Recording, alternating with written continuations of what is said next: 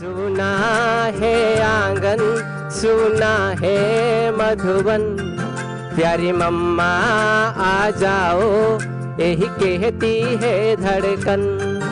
तुम वापस आओगे, हमको ले जाओगे, यादों के मीठे पल हमें याद दिलाओगे। आज बड़ा ही सुंदर अविस्मरणीय दिवस है।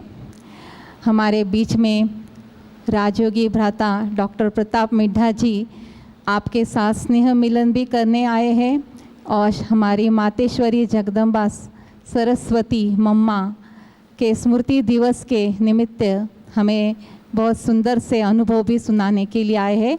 तो एक बार आप सभी उनका इस शिवमणि के परांगण में स्वागत करेंगे। स्वागत है, स्वागत है, स्वागत है।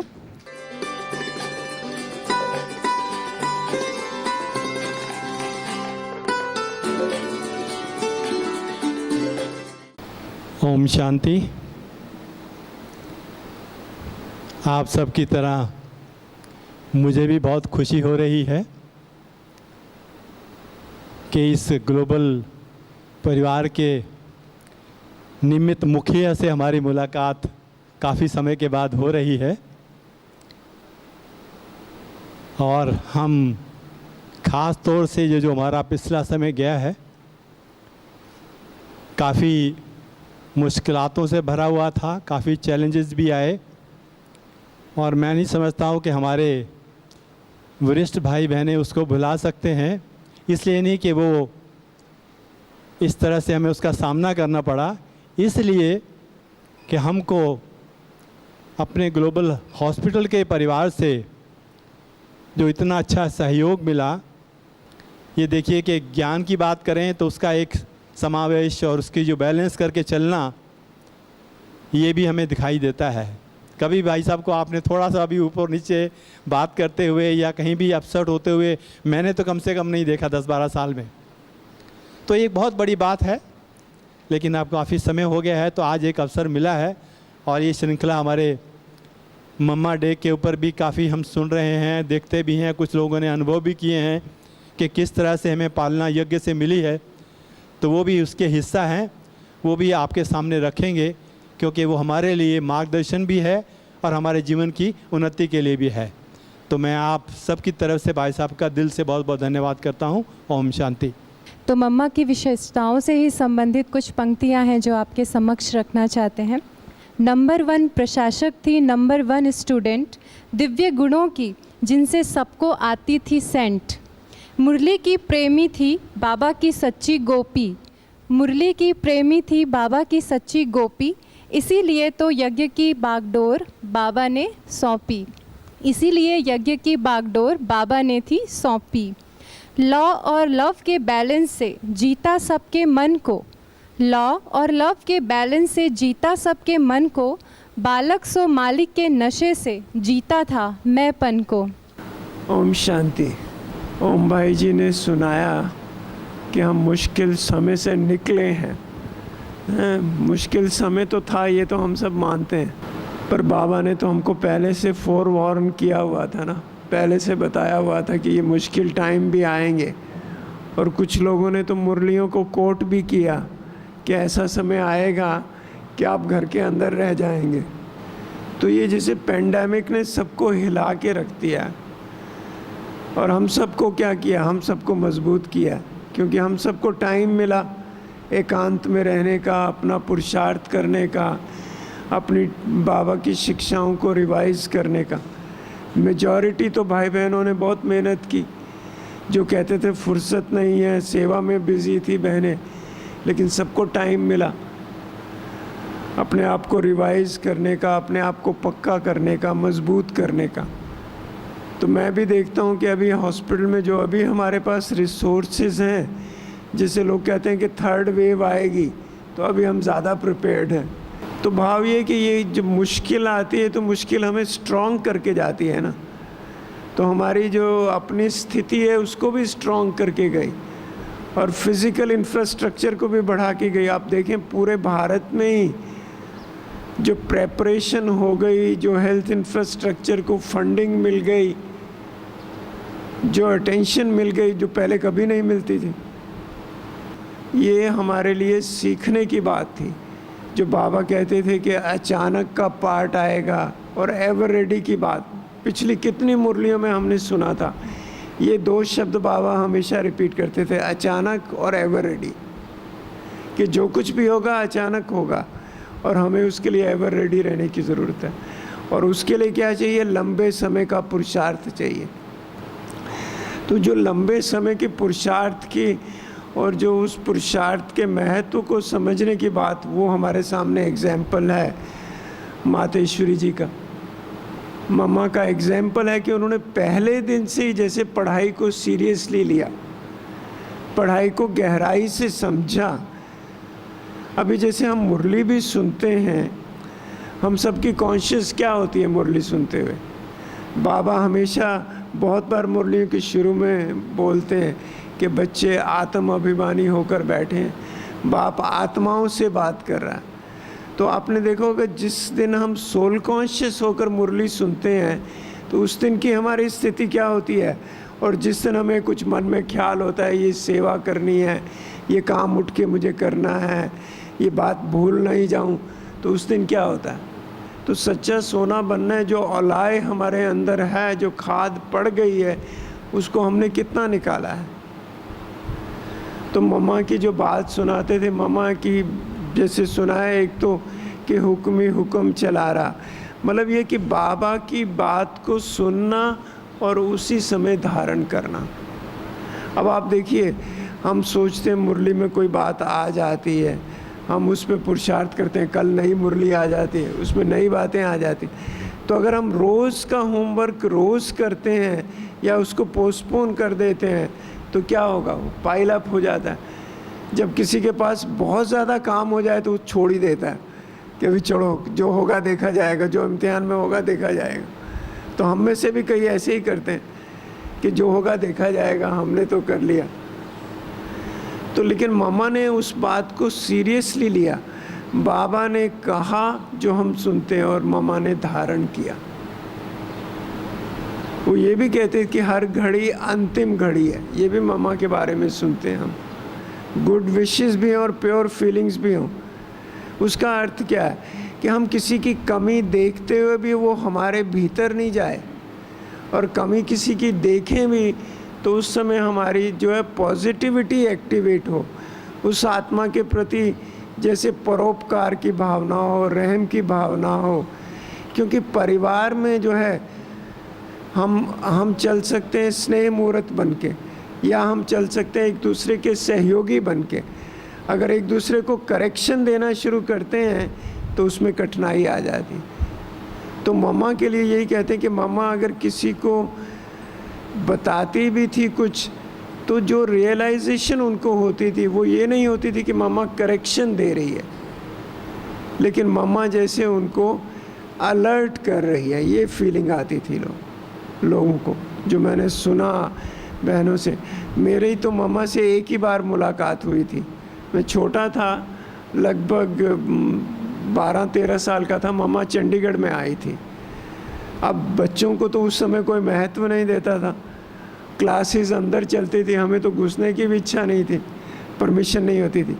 तो मैंने एक युक्ति निकाली। उस समय गीता के भगवान की पॉइंट निकलती थी, तो मैंने गीता के भगवान पे एक भाषण तैयार किया और मैंने अपने बहन जी को कहा कि मुझे भाषण करना मम्मा के सामने, और किया मैंने भाषण। तो मम्मा की गोद भी ली। तो वो एक इंसिडेंस हुआ, लेकिन उसकी स्मृतियाँ जो मम्मा को मैंने देखा, अगर आप मम्मा से अगर कंपैरिजन करें तो मुझे सबसे नियरेस्ट जो एग्जांपल है वो गुलजार दादी की आती कि गुलजार दादी आपके पास से गुजर भी जाएंगे तो आपको पता नहीं लगेगा। बहुत इंट्रोवर्ट थी मम्मा, गहराई से हर चीज़ को, ऐसा नहीं सीरियस थी लेकिन अंतर्मुखी थी, जो मुझे अभी तक याद है। तो ये जो स्टडी की बात है, हम सबको अपनी स्टडी पे ध्यान देना है। तो हमारी जो स्टूडेंट लाइफ है, मम्मा के इस 24 जून के दिन हम अपनी स्टूडेंट लाइफ को एक्टिवेट करें और ये सीरियसली समझें कि हर घड़ी हमारी अंतिम घड़ी है। तो हमें पढ़ाई पर अटेंशन जाएगा। क्योंकि देखिए छोटी छोटी बातें होती हैं। बड़े इम्तिहान तो हम सब पास कर लेते हैं, बड़े इम्तिहान में हमें मुश्किल नहीं आई। जो लोगों को मुश्किल लगता है, हमने खान पान की शुद्धि भी कर ली, पवित्रता को भी धारण कर लिया, अपनी दिनचर्या को भी सेट कर लिया, सुबह हम जल्दी उठते भी हैं, समय पर हम आराम के लिए भी जाते हैं। ये सब मोटी मोटी बातें हैं जो हम सब ने कंकर कर ली। लेकिन छोटी छोटी बातें जो हैं वो हमारे संकल्पों की बात है। मैं उस दिन सुन रहा था, तो हम अपने संकल्पों को श्रेष्ठ कैसे बनाएं, हम संकल्पों का शुद्धिकरण कैसे करें। क्योंकि एक तो अभी हम कहते हैं ना, हमारे संस्कार हैं ये प्ले कर जाते हैं, हम ना चाहते हुए भी कभी कभी डिस्टर्ब हो जाते हैं या किसी को डिस्टर्ब कर देते हैं। लेकिन एक है संस्कार, एक है हमारी अवेयरनेस, हम किस स्थिति में रहते हैं, हमारी अवेयरनेस क्या है, किस स्मृति में रहते हैं। तो ज्ञान का अध्ययन करने से हमारी अवेयरनेस की स्टेज बढ़ती है, क्योंकि हमें पॉइंट्स मुरली की याद आती हैं जब कुछ हो जाता है, तब हमें आता है कि ये ऐसा मुझे करना चाहिए था। तो हम अगर अवेयरनेस में रहते हैं, जागृत अवस्था में रहते हैं, तो हमें कोई मुश्किल ही नहीं आएगी। हमारे डॉक्टर सचिन कहते हैं, वो कहते हैं कि अगर 2 घंटे योग करना है तो आपको 8 घंटे स्टडी करनी चाहिए। अध्ययन का इतना महत्व है कि हम हर चीज़ को गहराई से समझें। अब जैसे बाबा मुरली में कई बार कहते हैं कि बाबा तो सैक्रिन है। सैक्रिन है तो कैसे सैक्रिन है, कैसे हम अपने सर्व संबंध उनके साथ जुटाएं। अभी जब कभी मुश्किल होती है तो सबसे पहले हमें कौन याद आता है, अपना रूममेट याद आएगा, या आसपास में कोई फ्रेंड होगा, कोई मित्र होगा, कोई संबंधी होगा, वो याद आएगा। लेकिन याद हमें कौन आना चाहिए, चाहे फिजिकल डिफ़िकल्टी भी है तो याद तो बाबा आना चाहिए ना। तो क्योंकि बाबा के साथ हमारे सर्व संबंध होंगे। मम्मा ने जो कनेक्शन जोड़ा बाबा के साथ, जो संबंध जोड़ा, वो उन्होंने संबंध ऐसा जोड़ा कि बाहर की दुनिया की कोई भी बात याद नहीं आए। तभी तो उनकी बुद्धि में रहता था कि हर घड़ी अंतिम घड़ी है। क्योंकि जो हमारी वृत्ति है, जो हमारी डिस्ट्रैक्शंस है, वो इस बात पे डिपेंड करते हैं, क्या इस बात को हमने समझा है। ये तो हमने समझ लिया कि आत्मा अविनाशी है, देह विनाशी है, पर हमने ये भी समझा कि ये जो दुनिया है ये भी परिवर्तन होने जा रही है, ये भी नश्वर है। ये जो कुछ भी हम देखते हैं ये जो है सब मिटने वाला है।